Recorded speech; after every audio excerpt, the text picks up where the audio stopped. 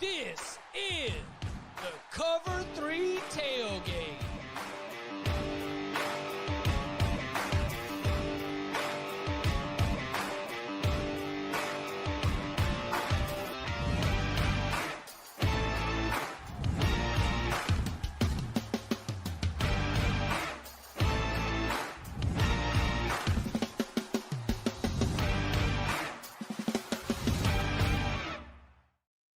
And welcome back to the Cover 3 podcast here on CBS Sports. That's Tom Fornelli. That's Bud Elliott. I'm Chip Patterson coming to you live at youtube.com/cover3 and everywhere you get your podcasts on demand.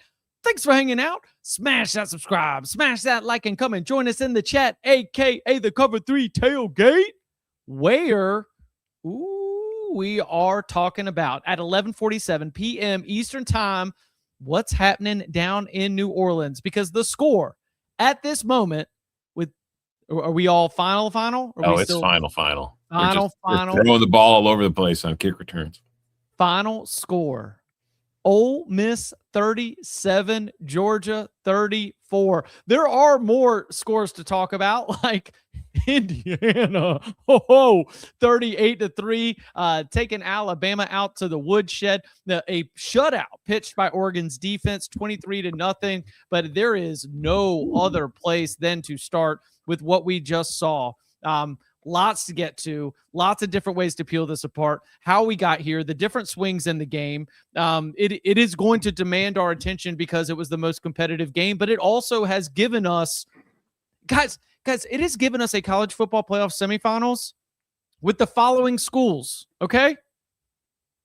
Indiana, Oregon, okay, Ole Miss, and Miami. Schools and programs that have been eliminated from this college football playoff include the likes of Georgia, Alabama, Oklahoma. Guys, this is Ohio State. And excuse me, and the reigning champion Ohio State Buckeyes. Poverty programs. This is the most new money college football playoff that we have seen. This is a college football playoff for the modern era. And it is, lots of different ways to get there. We will be peeling this back, obviously, over the course of not just here tonight, where we're going to go through the games, but discussing it on into the week leading into the semifinals. But, just to look at this bracket, if you're watching with us on youtube.com/cover3, to see the teams that were in this field, to see the semifinals that we have, just kind of a remarkable sort of pinch yourself moment. So Ole Miss, led by Pete Golding, now has 2 college football playoff wins, and that includes beating Georgia in the Sugar Bowl quarterfinals. Tom, you and I, extensively, multiple platforms. We have multi-platform excellence. I will take my part of the blame for this. Multi-platform wrongness here. I said on multiple platforms that of all the results from the quarterfinals, the only one that would shock me would be Ole Miss beating Georgia. That I saw, sure, Miami could beat Ohio State. And yeah, the coin flip that the point spread told us of Oregon and Texas Tech, and that, Alabama's got athletes, and maybe Indiana did have a bad week of practice, like Kurt Cignetti said. But this was the one that I did not believe. And yet I saw it slipping away. At what point did you really start to come around on this one? The truly surprising thing about this game is that it felt like Georgia had it wrapped up, or at least what you typically see from Georgia. You thought it was done. Like, Ole Miss took the early lead. Georgia was kind of slow out of the gates. They weren't finishing drives. They weren't scoring. And it was, but Ole Miss was settling for field goals, but they had the 12-0 lead. And then Georgia just completely, comes back and scores 21 points in the second quarter to take that 21-12 lead into the half. I was like, okay, this is done. Like, they've done the thing where they've adjusted. They figured it out. They're going to shut these things down, and we're going to have another blowout here, the third blowout of the day. Georgia's going to pull away in the second half. And Ole Miss was pretty much the opposite of what we saw in the first game. It was Ole Miss who took over in the second half this time. They outscored them 27-13, 20 points in the fourth quarter. Trinidad Chambliss going just I don't even know how to describe what he was doing. It was running around like crazy, high wire act, high danger, and just making plays down the field, escaping from pressure with just insanity. And it just like when he completed those 2 passes back to back while just running around, it's like that was you knew right then, well, there's no way in hell Ole Miss isn't gonna go down and finish this drive with a touchdown to take the lead. You don't get away with those plays and then not cash it out. That's just not the way fate works. And I mean, he finishes with 362 yards, 2 touchdowns. He rushed for 14. Kwan Lacey, we were wondering how healthy he was gonna be, looked pretty damn healthy. 98 yards rushing. He did have the fumble that hurt them, but this was just I mean, I'm kinda still in shock, honestly. I did not expect this at all. I mean, mostly same, right? My concern was with Georgia's offense, which I didn't think was going to look the same without Drew Bobo. And I don't think I was fully right on that. Like, they definitely moved the ball some in 355. Now, you compare that to what they did in Athens, 510 in Athens, 6.4 per play in Athens, 5.1 tonight. Like, Stockton's still no downfield passing threat at all. Georgia, like, played in a very small box.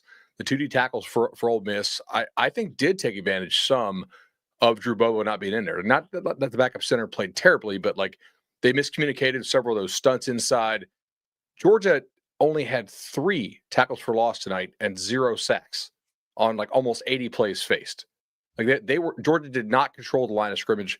Georgia did not have any pass rush when it did not blitz. And honestly, I thought Ole Miss's blitz pickup was excellent. But I mean, yeah, it's probably the escapability was insane. Like, I mean, it's probably when he completed his 13th consecutive pass for a touchdown is when I was like, okay, you know what? Like, this guy's just on one, man.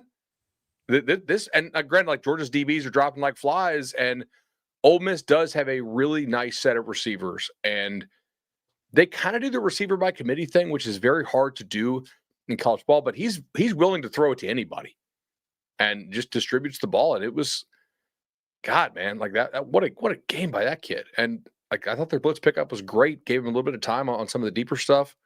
Masterful. So you, but I know you talk about it a lot, but didn't Trinidad look like the kind of quarterback performances that used to beat up on the old Bama teams? Yeah. Yeah. Where absolutely. It's like, oh, we've game planned this perfectly. And oh no, he's just not playing football anymore. He's just out there creating things that seemingly are not there, because they did have to dial up the pressure, but there were red jerseys that were rushing free in the Ole Miss backfield. They just couldn't bring Trinidad Chambliss down. And credit to him for the playmaking, credit to him for keeping his eyes downfield, because it was just a numbers game. And then, like, to your point, the Ole Miss's wide receivers, you're not going to have like one who's going to be a superstar and dominate, but they made enough of those one-on-one grabs to be able to continue to move this ball and be able to go out there and get these answers. I mean, it's just what is happening right now. Like, the chat saying this thing is still not over. Like, they rolled the stage out in the field or something. Like, Georgia's been able to throw a Hail Mary. What? Like, they're close. I'm going to pull this up. They're close enough to throw a Hail Mary. Like, they get some crazy penalty or something. How is the game not over? Wasn't there? Oh, because there was a safety and they ruled that there was a second left. Okay, so it's maybe the refs are going to give Georgia a touchdown somehow. Like, because it's 39-34, not 37-34. Did Sankey call it in? What the hell is going on? All right, now it's officially over. 39-34. Okay. All right. Well, I don't want to derail the recap with that, but that was like, okay. No, it's okay. I mean, the tailgate derailed it. No blame on you for that one. That would be epic. That wasn't Florida State Notre Dame scheduling information. No, you're good on that. That penalty goes on the tailgate for that one. So 39-34. Final score. All right. So Kirby Smart game mismanagement.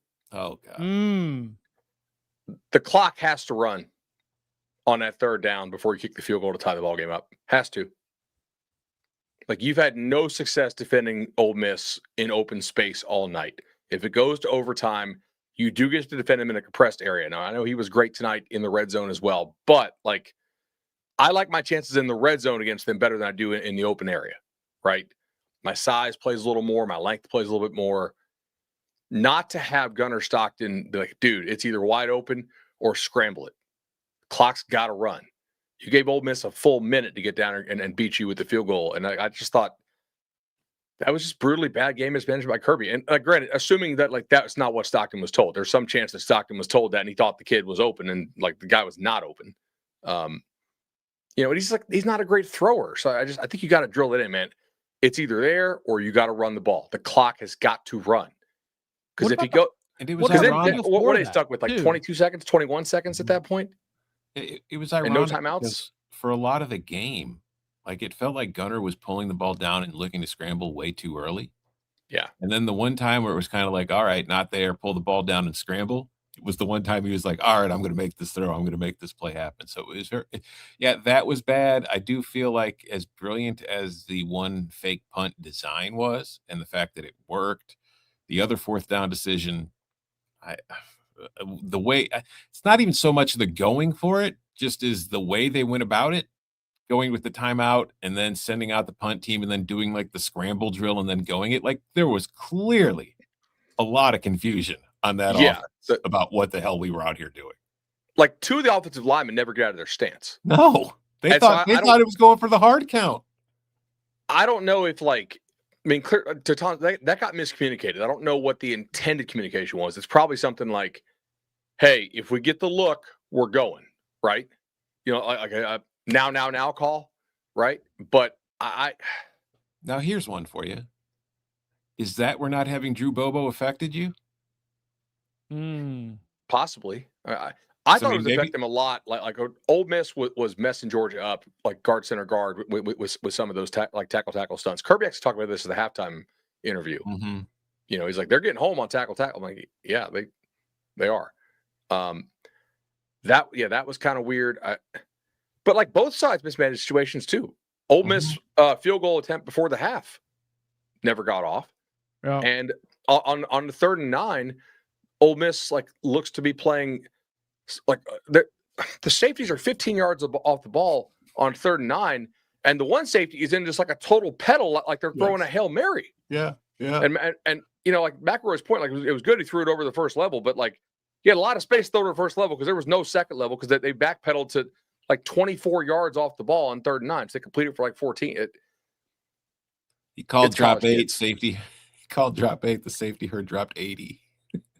Oh gosh. I think that the way that I was watching this game, by the time we got to those last decisions, there had been so much crazy stuff that had happened already. It would not surprise me if the players in that game, in that building, which by the way looked electric, guess what? Things. Think about the successful wild stuff that had already happened for both teams at that point, and all the different games. We'd gone so far into the twilight zone on this game that it would not surprise me that there was miscommunication, that there's execution errors. That's just kind of what the game devolved into. It was not a surprise that it got sloppy and there were a lot of mistakes late. This was not crisp by any means. If you had shown a highlight reel, if we could have just seen a highlight reel of Ole Miss's miscues in this game without any other context, we would have thought Georgia beat their ass. Mm-hmm. The tight ends dropping wide open balls, the fumble 6. Georgia's up 24-13 at one point? Yes. Or 21-13? It was 21-12. Okay. Oh, right, because they went for 2. Mm-hmm. And which was another decision that was I don't know if we need to be doing that right now. Shout to the kicker, by the way. Good God. SEC kickers this year, guys, are unreal. Oklahoma's guy, they have kicking on lock. Does that kid have any eligibility left? For the NFL playoffs? No, I'm just saying, does he have college eligibility left? Why? Because he should be in the portal as soon as this is over if he doesn't. He should be in the draft.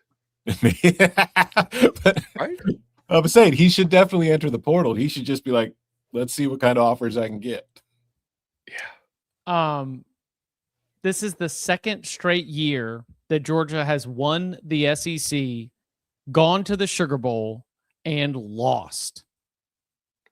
Are those isolated incidents or something like a frustration for Georgia fans or something that we should hold as criticism?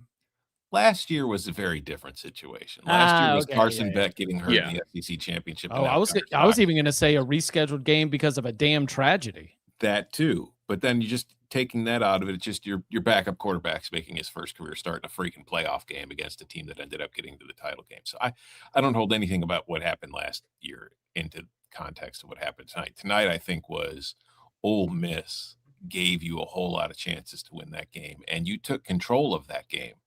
And then in a very un-Georgia-like fashion, you gave it all right back. I think the Frazier injury probably hurts a little bit, but like it was so late in the game. I was surprised they didn't just keep giving him the ball. Mm-hmm. You know, it's those other two backs like Bowens and McCray.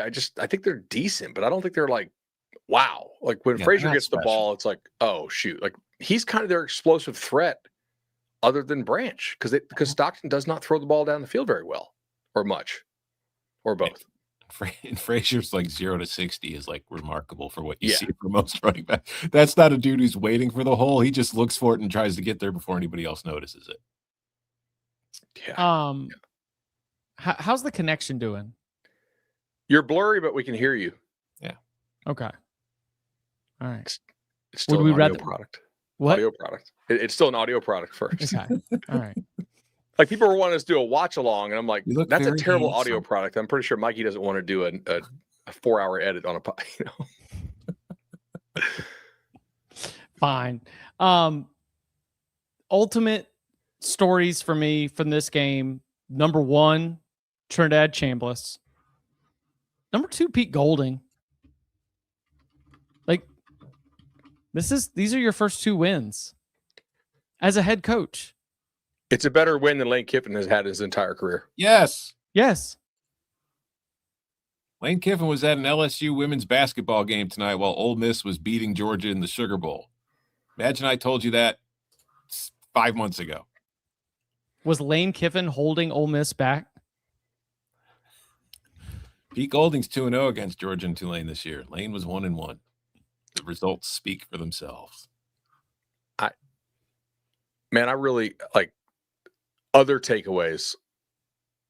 Just some like not bit players, but guys who aren't stars at this point on Ole Miss's defense, like meeting the moment and just being physical. I know they gave up 30-something points, but like so 29, the safety call like flies down and just destroys on that counter that Georgia had set up. I'm like, oh, they're gonna pop this, and he just absolutely crushes that guy back into the puller, and I'm like, oh, okay, like that's different. And then Center and Perkins getting the strip sack on gun, like that was huge. I thought that was a miscommunication on the outside of the offensive line. Okay. That was the 4th down where we were like they weren't sure because you can tell. So Monroe Freeling, when he turns around, he's like jumping in like frustration, yelling something. I assume at Gunner, right? Like, I'm guessing it's like, why'd you snap that thing, right? So, yeah, to our point, that was kind of discombobulated. Also, Xavier Harris. How many times do you see a defensive tackle get 10 tackles in a game? Just absolutely wrecking Georgia's run game. I think Chat's right too. Harris, the other Harris, Gabe Harris, not being in for Georgia, he had kind of emerged as their best pass rusher down the stretch. You know, like they could have used somebody who could win up front without blitzing tonight. Also losing Thomas to the targeting penalty. Oh yeah, let's do that. I mean, how many times have like Bud had this rant on this show? It sucked. It's terrible. There was nothing egregious about that. There was nothing dirty about it. And it has a major impact in a playoff game. So it's like, I understand the safety aspects and what you're trying to do, but you don't need to eject a player for that. You want to flag them? Fine, whatever. We flag people for the dumbest crap in the sport to begin with. But to eject a player for that hit, which is clearly not dirty, was just a football play, is ridiculous. If I just want to talk about fixing the schedule, fix the damn targeting rule. If that wide receiver is 3 to 4 inches taller, it's the strike zone. Yeah. Or if he's not getting dragged down by the other defender on a bang play. Targeting is a made up bullshit social construct by the lawyers so that when they get sued big time in 10 years, like Dennis Dodd talked about on our show 2 years ago now, when they get sued for all the head injury concussion lawsuits that are coming, they can say, hey, we tried. Like, it doesn't change behavior in people. It's a bang collision sport. It's not a contact sport. Like if you guys have all played like not at the Georgia level, but like it's bang. You don't I have time, not. like, I listen. I know there's some. I know there's some new people in the chat. I have not. I got crushed out there. My little frail body got up to the press box at a young age. I'm just so tired of this targeting. I was calling the holiday invitational. I was calling high school. I was a in arena announcer in high school. Spearing was an appropriate penalty. Spearing had an intent, like it had an intent element. Like you had to actually like be trying to like kill shot a defenseless guy. Trying to be Goldberg. Right. But like, I mean, the best way I could feel like to describe the ridiculousness of what happened there is what happened is targeting. If as he was being dragged down, the receiver had done this and had his hand in front of his face, it wouldn't have been targeting because then he wouldn't have been defenseless. That's how stupid the rule is. They used to perp walk these guys out off the field. Remember that? Yes. They're like, oh, we'll let you stay on the field, like on the sideline now. But Georgia losing a safety against. But Georgia losing a safety against Trinidad Chambliss in a game that finished 39-34 was significant. I'm not going to say that decided the game. We have just detailed for the last 21 minutes the different ways Georgia lost this game and the ways that Ole Miss won it, right? The excellence of Trinidad Chambliss again. But, Lacey playing through injury, big blitz pickups, running hard. Like they just weren't out physical by Georgia. No. Like they met the moment. And that's, Which first of all, let's just do it for our guy. Oh yeah, we need to text him. Yeah, shout out to the dentist. That was a. I'd love. I want to know what the dentist is right now. If I'm the dentist, I'm probably sending some consoling texts to Mackenzie. I just texted him. You up? Hell yeah, he is. I'll tell you how. Yeah. Oh. What's the altitude, bro? Goggles on, buddy. Oh, man. He hit his Georgia team total over 31.5. He did. Yeah. Did not I don't know if Dennis Live without Barton supervision is CBS approved. I probably no. Absolutely not. You need Barton's very responsible supervision. Okay, all right. We'll have a lot more to peel apart here. But other things that we need to do include getting to the other games, a quick look ahead to our 2 semifinals. So coming up on the other side, Indiana continues to slay the dragons of this sport. Oregon's defense bounces back from a tough first round outing and more. Next. This isn't just combat. It's cinema.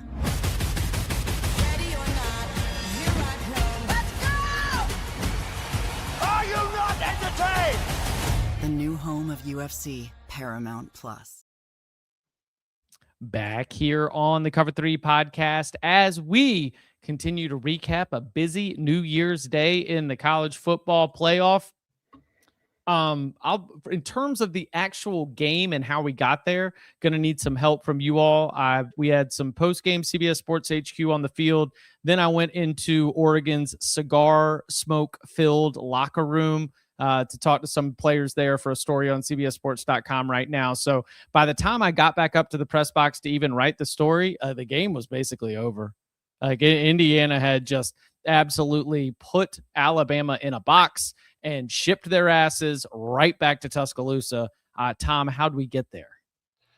Well, Indiana grabbed Alabama, held it up by its ankles, stuck its face in the toilet, and started flushing the toilet, and then it just held them there for a couple hours. And that was really how they had the 3 and out to start the game, but from that point on, like, their offense was damn near unstoppable. Like, their next drive was 16 plays for 84 yards. That took 9 minutes off the clock. They had to settle for the field goal. But as soon as they pulled that drive out, I was like, okay, this is going to be a very long day for Alabama, because they were just getting out physical. They were getting beat up.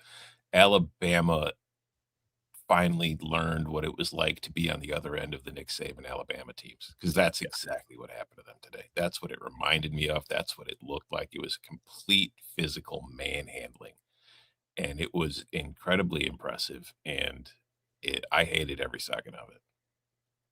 Genuinely.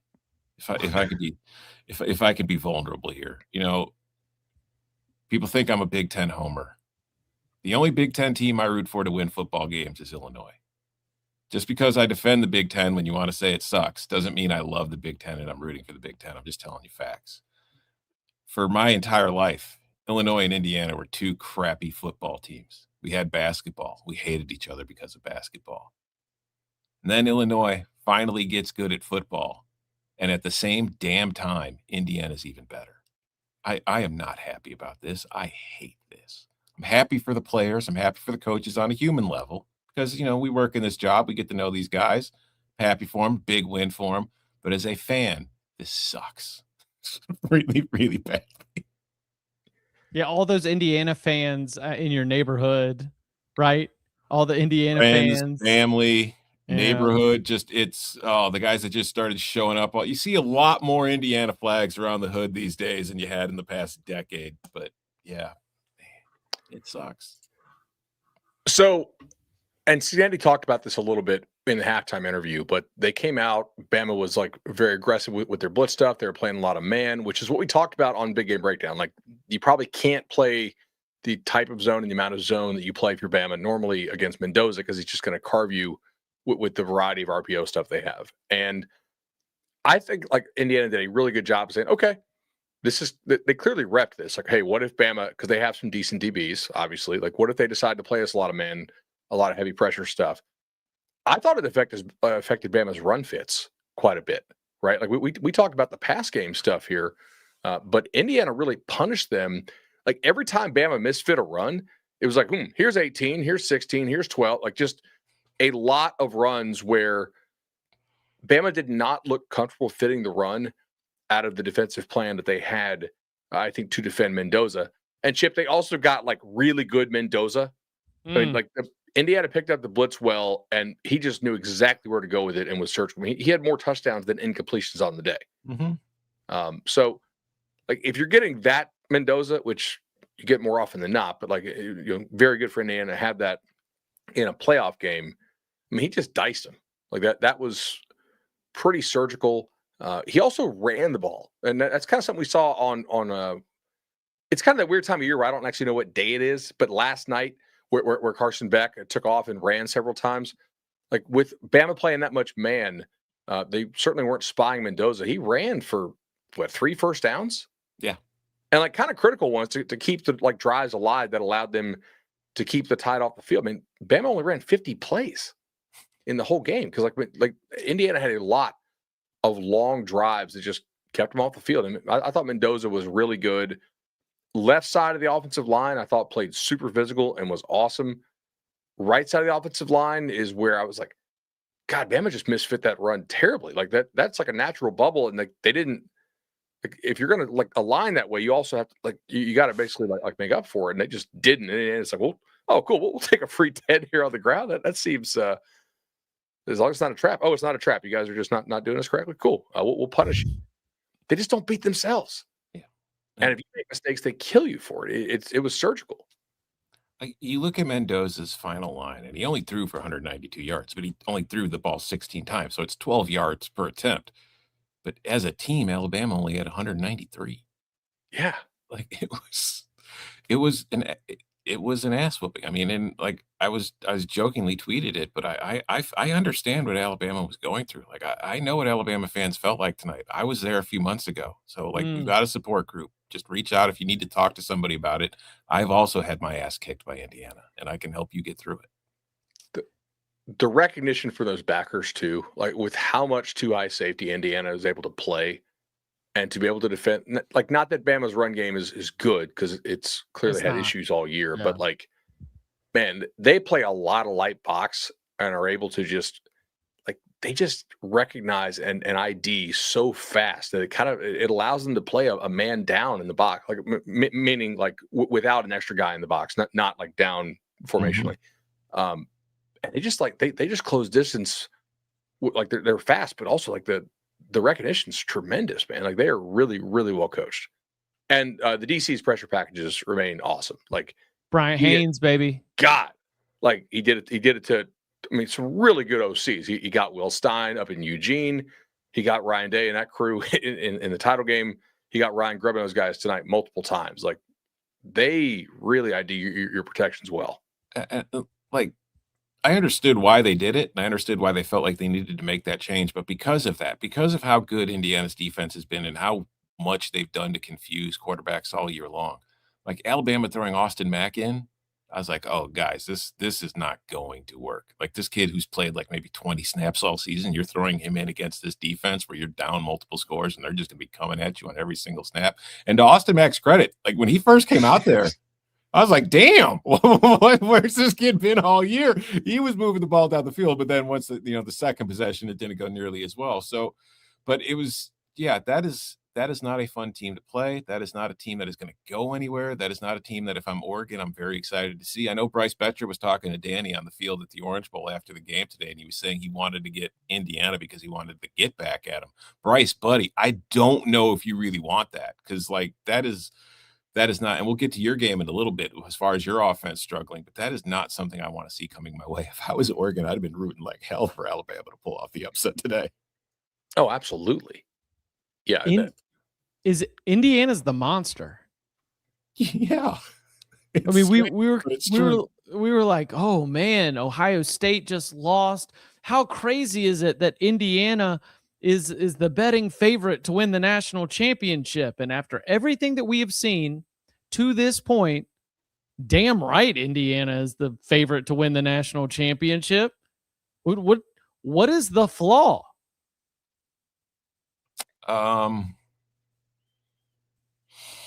I mean, you still got to go win it. You still got to go play it. And I do, that they could have a bad game and somebody else could rise up and get them.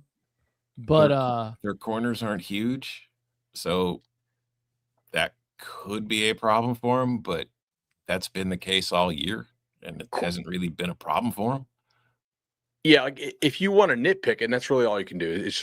You're picking nits because they kill almost everybody. They have played a lot closer games against most of the best teams that they've faced, especially the teams with a lot of really like big time D linemen. They're probably a little better run blocking than pass blocking. If Miami played them, would Miami have a chance to give them real problems with a defensive front? I think so. Yeah, because Penn State gave them problems, and so did Ohio State, right? And you saw in this game, like when Alabama was getting one-on-ones between their ends and their tackles, they were winning those battles most of the time. Like Mendoza wasn't exactly standing in the pocket for hours today. He was under duress a lot of the time. So that will be an issue for them. 100%. I would kind of like to see Miami's run game against how Indiana wants to play. Especially with like the rhythm that run game is in right now. Right. Yeah, exactly. Yeah. I'm sure Oregon wants another bite at that apple. We'll get to Chip's game in a second, but like they really executed the moment so well. Like Mendoza is so well prepared. He knows exactly where to go with it. Like did he even throw any balls tonight that like should have been picked? No. Like didn't put anything in danger. Just he sees it so well. He's very well prepped on it. There's a reason the guy won the Heisman. All right. Reckless time. Is Curt Cignetti's work over the last 2 years at Indiana one of the greatest college football stories of the modern era? One of. Like what do we think it's better if he finishes this? Listen, I'm putting the bar low because there's like the facts of it right now on the screen. We've got the most wins by head coach in the first 2 seasons at a school. He is now tied Kalen DeBoer with 25. The other names on the list are Lincoln Riley, Mark Helfrich at Oregon, Urban Meyer. Base situations on that board right now, boys. Look, I'm telling you that this is one of the greatest sports stories of my lifetime. Sports stories, like one of the greatest college sports stories of my lifetime. That the transformation of Indiana into who they are, and again, that's like because beating Alabama is another piece of this. Indiana's last 2 wins were against Ohio State and Indiana. Ohio State and Alabama. Mm-hmm.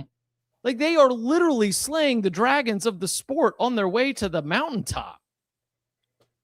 I think Oregon's light work at this point. This is bananas. And again, like, I picked Indiana to win this game. So obviously it's not the individual results along the way. When you put me in the middle of it, I'm like, yeah, well, of course that makes sense. But if you were to remove yourself and take a step back, this is truly remarkable. And look, Kurt is going to sit down and tell you about the next down and tell you about the next play and tell you about relentlessness and all the mantras, right? He's going to have all the different sayings. But it is very difficult right now in the middle of this playoff run to really get my arms around what we're dealing with, because if Indiana finishes the job, it is one of the greatest stories in like my lifetime of sports, period. Like, very quick turnaround from being ass to national title. I was at a program that was like a cellar dweller. That's the difference, because the one I was thinking was Oklahoma, who went 5-5, 3-8, 4-8, 5-6.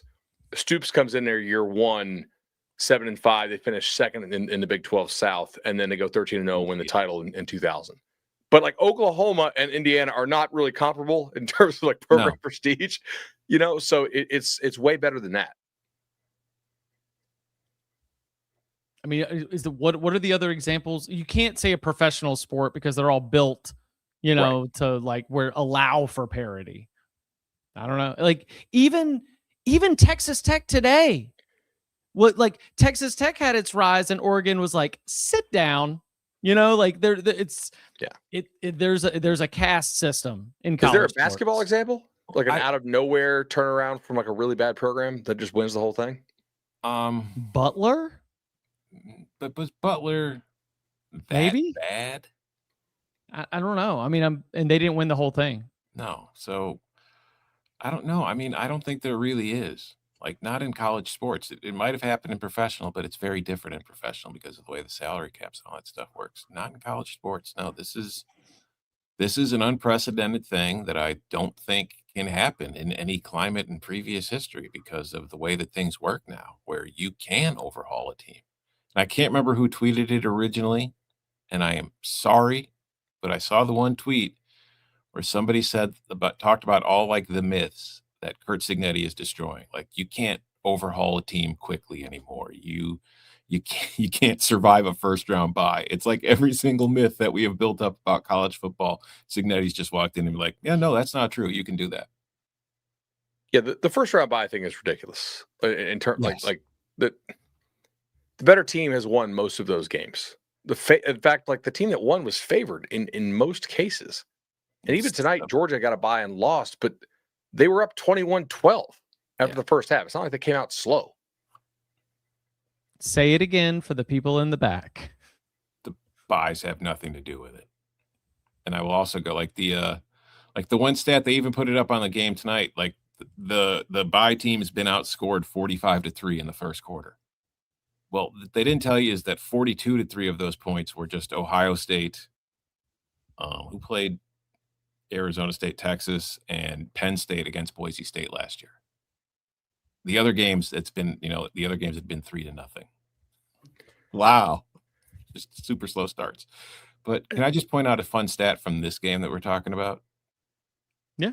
I didn't realize it until I was looking at it now. Receptions wise, Alabama's leading receiver today was running back Daniel Hill. He had 7 catches for 5 yards with a long of 6. I mean, that's hard to do. That's amazing. Kudos to Daniel Hill. Like, they never got him out of that too high shell look. They really couldn't push the ball down the field very much, right? Like, the long was 34-yarder to Bernard, which Mack threw. I do wonder how hurt Simpson was. Like the broadcast clearly knew something about this going in, because they started to mention it, like, oh, like his elbow's been really jacked up and whatnot. Like, Mack was better than Simpson tonight. Yeah.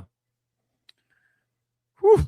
It's gonna be a pressure-packed year next season for Kalen DeBoer. We can spend some more time on that all off season. Emergency pod tomorrow. Oh, What happened to Georgia? What happened to Georgia tonight helps Kalen a lot, I think, Yeah. because like they very much compare themselves to what Kirby does over there. yeah. Nothing happens in a vacuum. And in Auburn's that roster situation. leaving very fast, also probably. Yeah. Yeah. All right. A lot of things to help deal with last it. thing on this. Free business idea for someone who's has some time. D2 scouting service. Because, like, remember, D2 grades aren't on PFF unless they play an FBS team or an FCS team, because they grade FCS. They don't grade D2, right?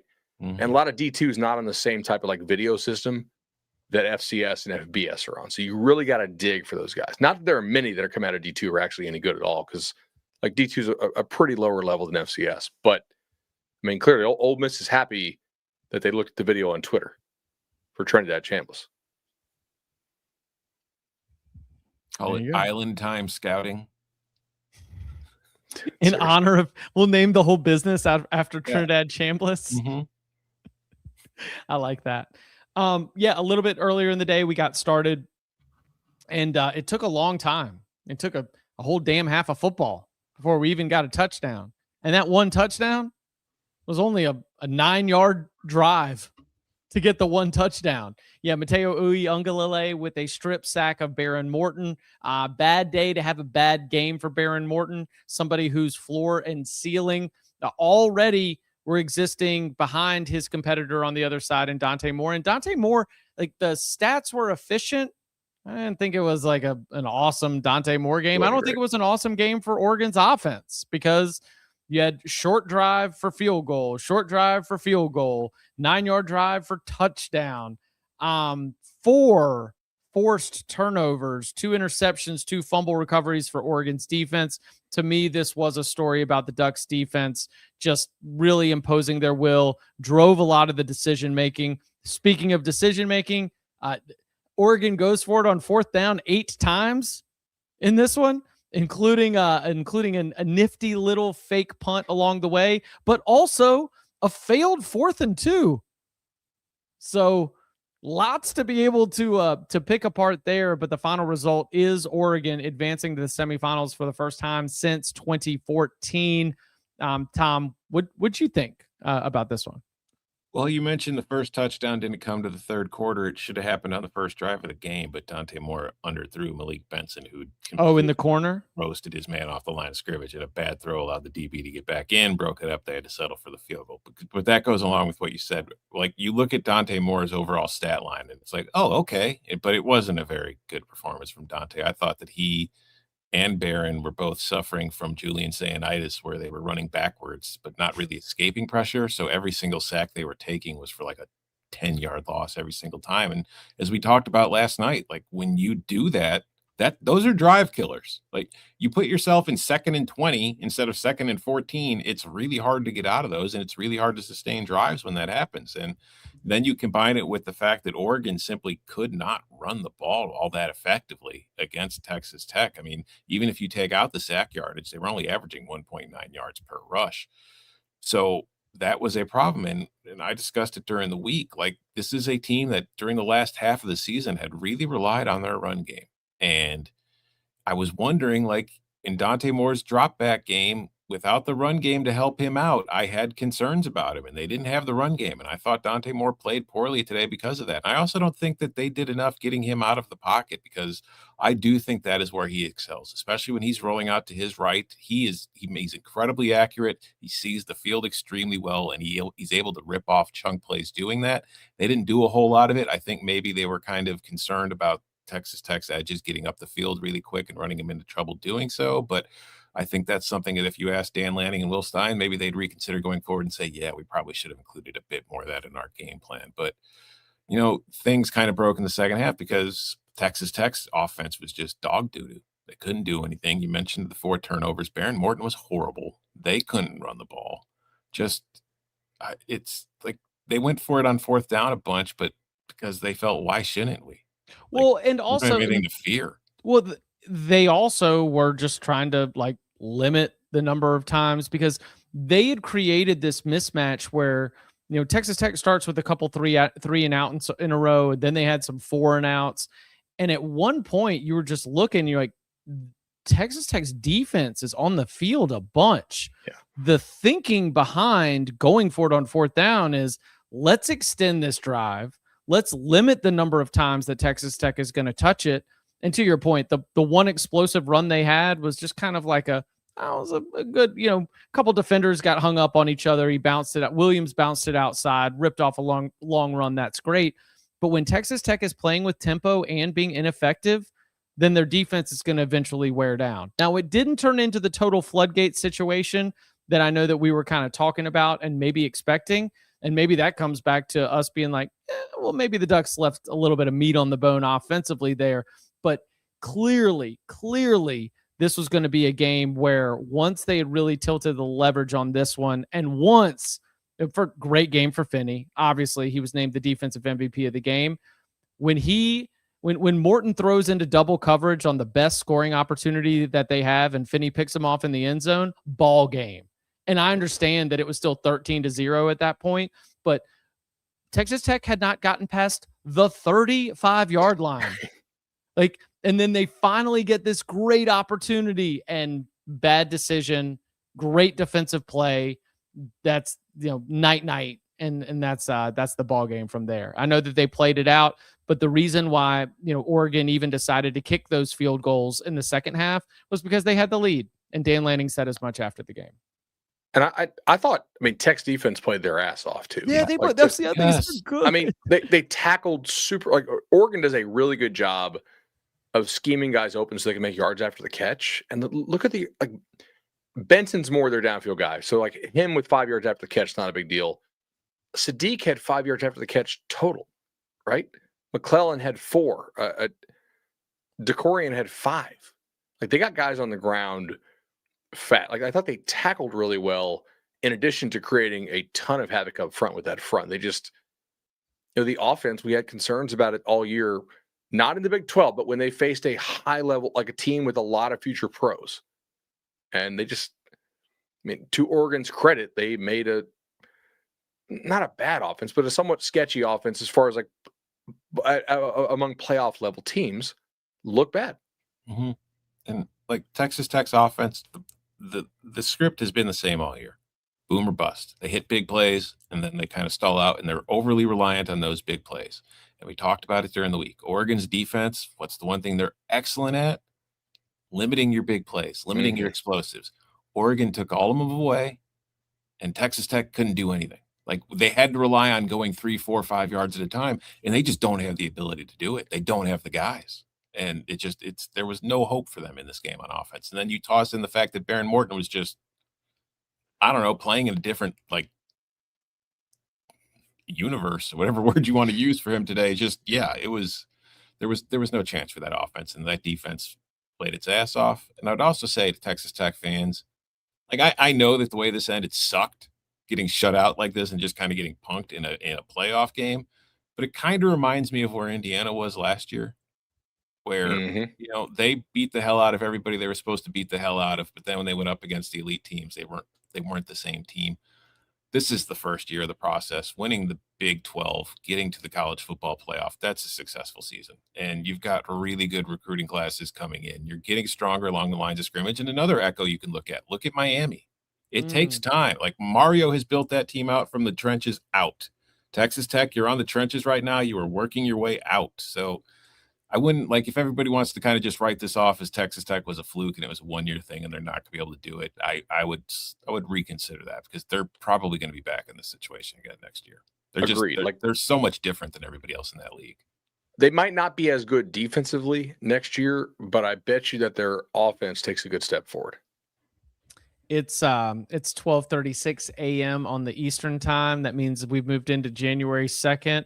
I would expect that staff to be getting busy here in a couple hours, and we'll start to see the floodgates really open in terms of the way that Texas Tech will be attacking the portal. Joey McGuire said this week down here they are really excited about Will Hammond, but because of that knee injury, they've got to go somewhere else. my read on the situation, not Joey McGuire's quotes, my read on the situation is they'll be looking for a one and done, like a quick hitter, somebody who can come in. And I think that they'll be looking for a difference maker. So it'll be very interesting. Texas Tech, throw them up there with a Miami and with an LSU and with anybody else. They'll be in the market for whatever is the best available. So will be interesting. Oregon. This Austin Novosad situation is interesting, bud. Mm-hmm. It is. Do you know they've got a winter term that starts soon? Because they're on the quarter system, right? Uh-huh. Yeah. Well, be interesting. Is Kentucky on the quarter system? Nope. Okay. But I don't know if Kentucky. I don't know. Okay. I don't know. A lot of. I truly think that there is uncertainty. I'll say that, bud. After being around a lot of those players or a lot of those people, I think there is some uncertainty there. You know, and I think that what I kept getting back is that there's urgency to make decisions because of the academic calendar. There was uncertainty this afternoon, and we'll see what happens in terms of moving forward. So that's for another time. That's a good nugget. What's for right now is coming up on the other side. We take a way too early look at the college football playoff semifinals and more next. When you need your sports news all the time, we've got breaking news to bring to you. CBS Sports HQ gives you a snapshot of all the sports that matter to you. When you need your sports in a snap, find it on CBS Sports HQ. Streaming free anywhere you are.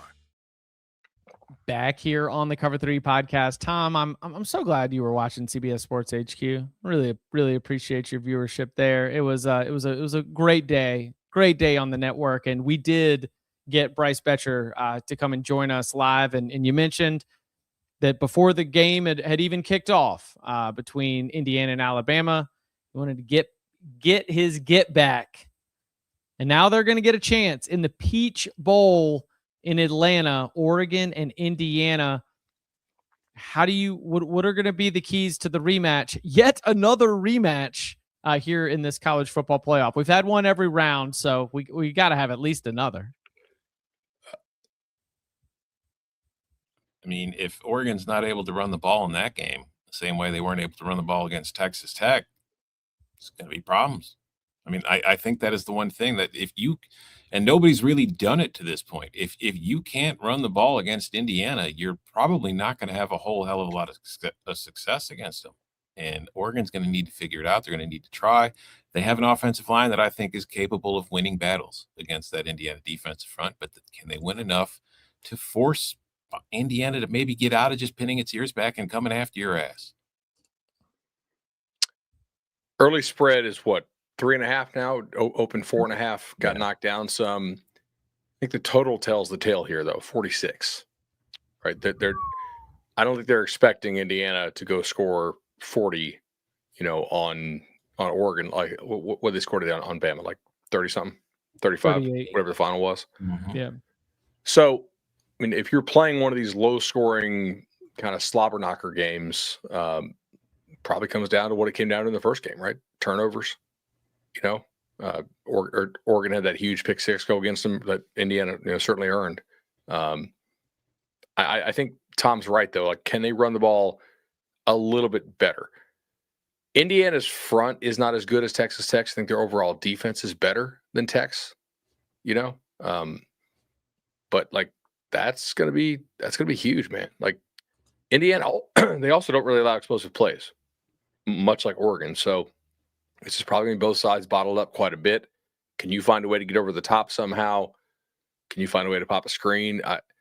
Indiana just like they yield like no quarter, man. It's just so like everything's like they make you earn everything. That's gonna be tough. Dante's gonna have to be super sharp. I would expect Mendoza to be. It's like you go back to the first meeting, Oregon only rushed for 81 yards on 30 carries, so 2.7 per clip. They had 20 points, but you got to remember 7 of those came on a pick six. They were also only 3 of 14 on third down, but they converted 3 of their 4 fourth downs to keep drives going and able to kind of put points on the board. So there was a whole lot of by the skin of their teeth in that first game, and they still lost by 10 points. Wasn't that the 5-sack game for Indiana as well? I think so, but I don't. I mean, know. it was Dante Moore's worst performance of the season. Yeah. Yeah. And that's a credit to Indiana's defense and also a great spot for Dante Moore to look and think about ways that he can improve off that. 6 sacks, bud. You shortchanged him. 6 sacks. Also, the fast start for Indiana kind of tilted Oregon's hand in that game in terms of making them have to maybe throw it around a little bit more than they necessarily have against other opponents.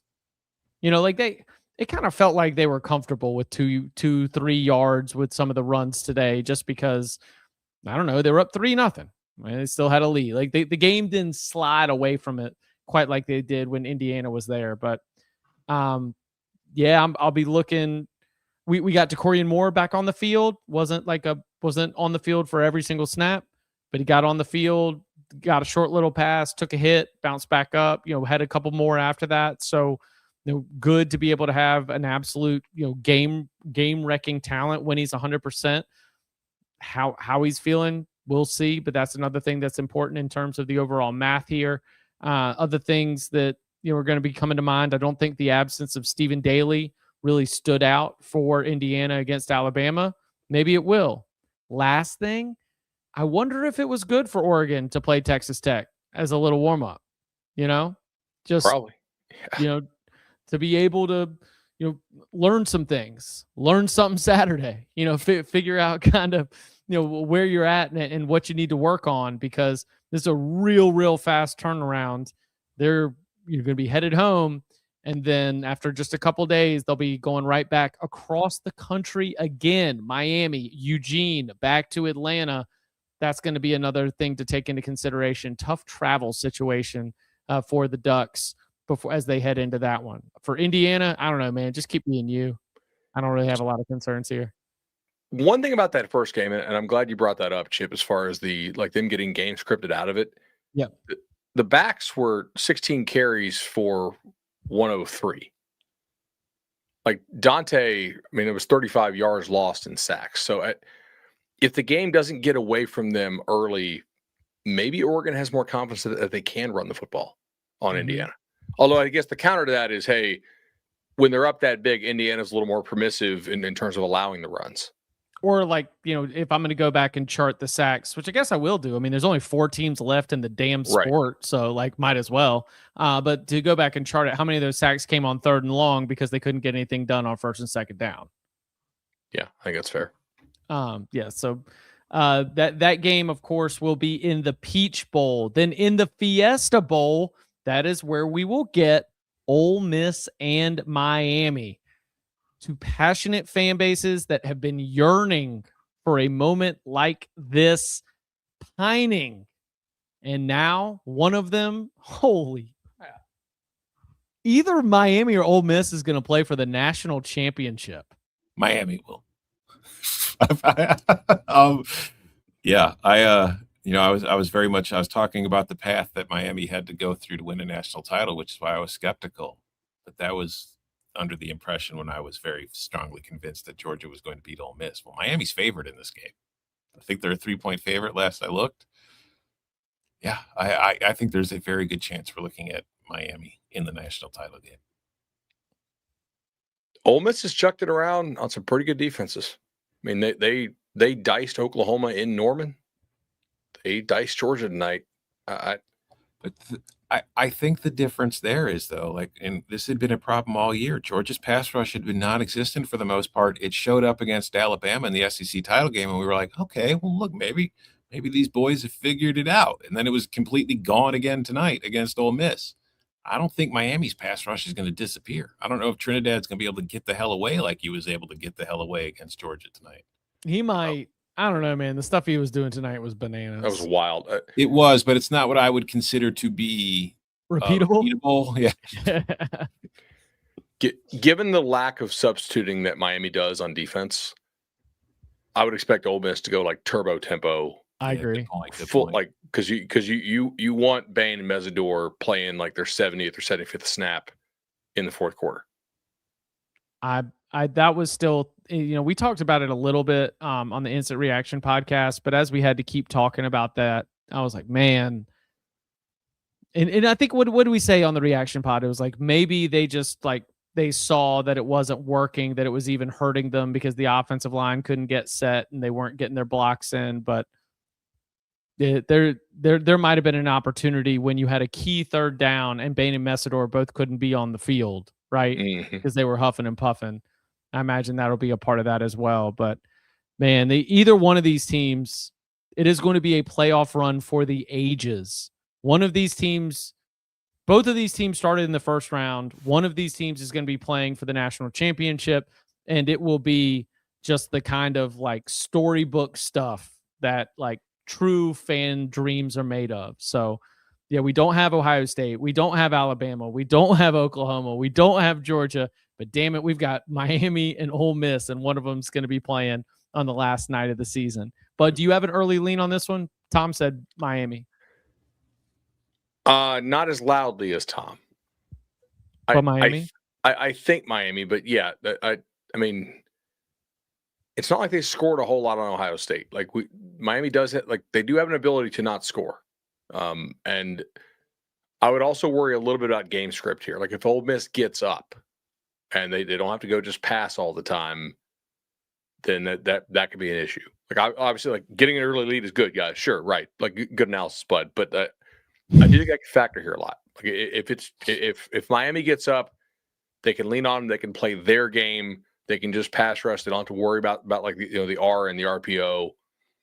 Then I think it heavily favors Miami. Which quarterback would you rather have in this matchup? Chambliss. Trinidad.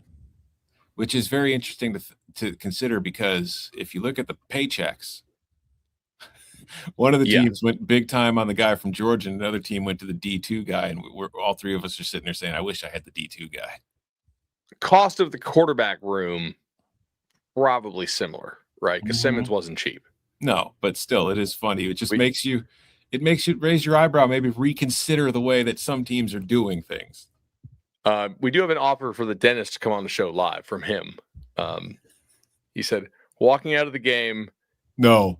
Expletive, which I can't say. No. I said, bro. He said, I'm dead. I said, get the goggles on and rally. He said, instant reaction could get a wild dentist. No. He's gonna like violate he's gonna have HIPAA violations. He's gonna start telling us all the cavities that he's been filling all week and everybody's insurance numbers, you know? Like I can't do that to the dentist. I can't mess with his money like that. Come on. Private chat. So Tailgate did ask this one, Bud. Obviously Indiana is a blue chip, not a blue chip ratio, so potentially a team that could go bust. Where's Ole Miss in that one? I know Miami and Oregon either. Yeah, Miami and Oregon are obviously both blue chip ratio teams, but maybe it's Miami, Oregon, and BCR rides another year. It could be. Or what if it's Ole Miss, Indiana? Beat blue chip ratio is dead, and it would never mattered ever. I do think we have pretty good quarterback play left on all four. Yeah. Like Beck's played pretty well the last 4 or 5 weeks. Mendoza against Moore could be the battle for the first quarterback taken in the NFL draft. Yeah, like if you're Indiana, you already beat Moore, but like I don't think you're in love with having to play that guy again because he does have some ability to make some ridiculous throws. And in a one-game setting, it's likely to be low scoring. Like a couple big balls can make the difference. That's always the case. Pause. Yeah. 2026, I'm bringing back pause. All right. We will be back on Monday where, among other things, we will begin breaking down these college football playoff semifinals. We'll also, along the way, be giving you updates on the transfer portal as the portal has opened here on January 2nd. So come and hang out our usual time, 11 a.m. Eastern time. And you can follow him on Twitter at Tom Fornelli. You follow him at Bud Elliott 3. You follow me at Chip _Patterson. Gentlemen, thank you very much. Thank you. See y'all.